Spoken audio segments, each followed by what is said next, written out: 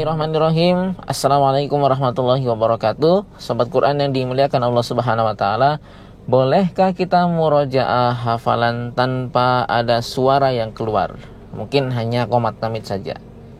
Kondisi ini mungkin Anda lakukan ketika Anda murojaah di tempat yang ramai, atau ketika Anda murojaah sambil beraktivitas misalnya, atau kondisi-kondisi lain yang mungkin tidak memungkinkan Anda untuk mengeluarkan suara keras-keras.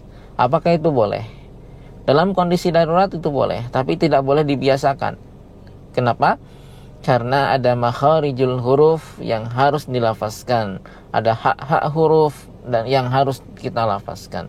Kalau kita hanya qomat tamid tanpa bersuara, maka makharijul hurufnya tidak keluar.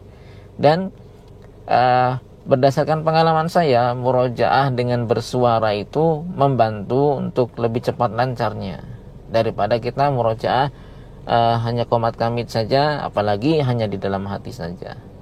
Dan kalau kita murojaah hanya di dalam hati itu sangat mudah sekali untuk lalai seperti apa? Nggak fokus gitu. Jadi kita kemana-mana pikirannya. Jadi usahakan kita ada suaranya, walaupun hanya lirih.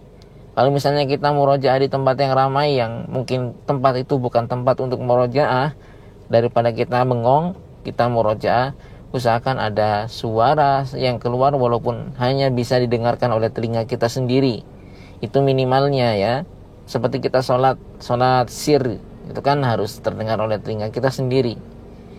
Tapi kalau kondisinya ideal untuk murojaah, misalnya kondusif lah, itu usahakan ada suaranya, lebih keras lebih baik ya, semakin keras semakin baik, karena semakin jelas juga makharijul hurufnya. Jadi seperti itu. Maka tidak ada alasan ketika kondisinya tidak kondusif kemudian karena nggak bisa bersuara saya nggak murojaah, nggak juga. Jadi disesuaikan saja dengan kondisinya, Anda tetap bisa murojaah tergantung dengan situasinya. Tapi kalau kondisinya normal, maka yang paling baik adalah dengan bersuara, dan semakin keras suaranya semakin baik, semakin jelas makhrajnya. Demikian video singkat ini, mudah-mudahan ada manfaatnya. Assalamualaikum warahmatullahi wabarakatuh.